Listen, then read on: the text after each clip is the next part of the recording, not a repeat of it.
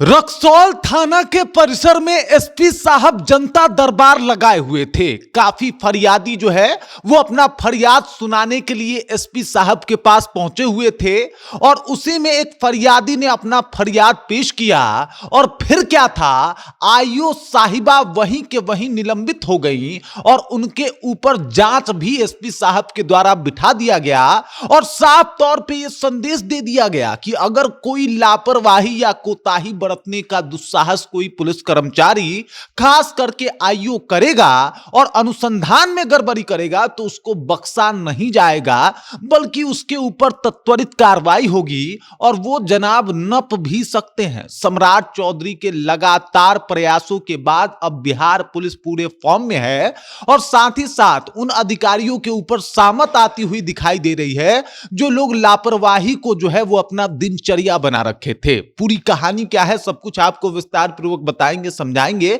लेकिन उससे पहले मेरा परिचय जान लीजिए। मेरा नाम है रजत और आप जनता जंक्शन देख रहे हैं। देख लीजिए, सम्राट चौधरी ने जैसे ही बागडोर संभाला था, साफ तौर पे सबसे पहले उन्होंने बिहार पुलिस को ही चेतावनी दी थी कि देख लीजिए, कोई भी तू तराक करके किसी फरियादी से बातचीत नहीं करेगा, किसी के साथ गाली गलौज नहीं करेगा और अगर करेगा तो आगे के अंजाम के लिए तैयार भी रहेगा। और उसके साथ ही उन्होंने यह अपील भी किया था कि जितने भी आला अधिकारी है और इसके अलावा एसएचओ है, सब लोग अपने थाने में जनता दरबार लगाएं। अगर कोई अधिकारी है, एसपी साहब हैं, तो वो अपने कार्यालय में जनता दरबार लगाएं, लेकिन जनता दरबार तो लगाना ही पड़ेगा। और उसी की शुरुआत हुई और कितने बेहतर तरीके से हुई ये आगे देख लीजिए। स्वर्ण प्रभात जो कि मोतिहारी के एसपी हैं, वो रक्सौल थाना में जनता दरबार लगाए थे। 72 जो फरियादी थे अपना फरियाद लेके यहां पे पहुंचे थे।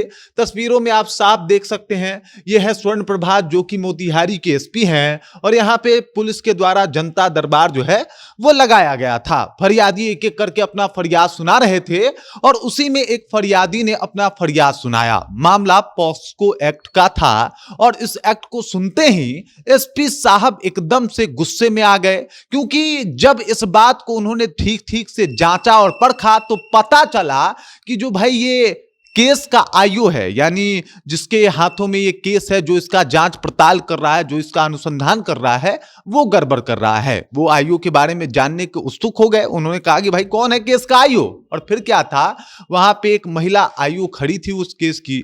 तुरंत उन्होंने कहा कि चलिए भाई बताइए, जवाब दीजिए इस बात का। और जब जवाब मांगा गया तो साहब उन आईओ महोदया के पास उसका जवाब नहीं था। और फिर क्या था, एसपी साहब के गुस्से का ठिकाना ना रहा। उन्होंने तत्काल वहीं के वहीं कह दिया कि आप सस्पेंड की जा रही हैं, आपके ऊपर आगे की कार्रवाई भी होगी, आपके ऊपर जांच भी बैठेगा और तमाम तरीके से यह देखा जाएगा कि यह लापरवाही क्यों हुई है। और अगर आगे भी इस तरीके से लापरवाही होगा तो समझ जाइए कि कोई बचने वाला नहीं है, कोई छूटने वाला नहीं है। सभी अधिकारियों को पहले से ही मैं ये चेता देता हूं। अब एसपी साहब के चेतावनी के बाद पूरे पुलिस महकमे में हड़कंप मच गया और सबको पता लग गया कि साहब अब लापरवाही का एक ही अंजाम है और वो है कि नौकरी से हाथ धोना पड़ सकता है। बिहार पुलिस को सीधा एक संदेश भी इन एसपी महोदय ने दे दिया कि साहब अब कोई भी गलती करेगा और ये सोचेगा कि उसके गलती पे जो बड़े अधिकारी हैं पर्दा डालेंगे या फिर सरकार पर्दा डालेगी, तो अब वो ऐसा नहीं होने वाला। वो युग बीत गया।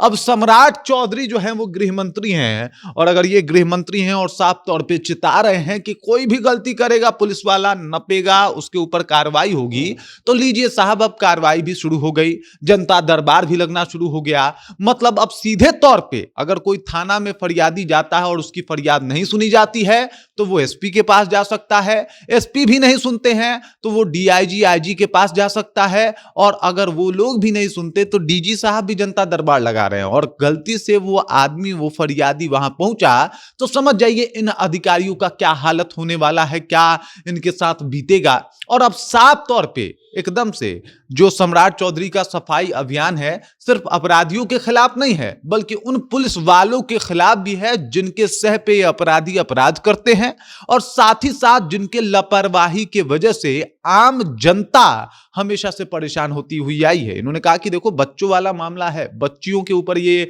जिस तरीके का मामला है वो सामने आया है और उसमें लापरवाही किया आपने, ये तो मतलब अपराध ही नहीं पाप है और इस पाप की यही सजा है कि आप सबसे पहले सस्पेंड हो जाइए। बाकी एसपी साहब के इस कार्य की सराहना हो रही है, जनता जो है इनके इस कार्य से खुश है और पुलिस के जो उदासीन रवैया रहा है हमेशा से जनता को लेके, उससे निराश भी रहती है। बाकी एसपी साहब के इस कार्य को आप कैसे देखते हैं, कमेंट करके अपना विचार हम तक पहुंचा दीजिए।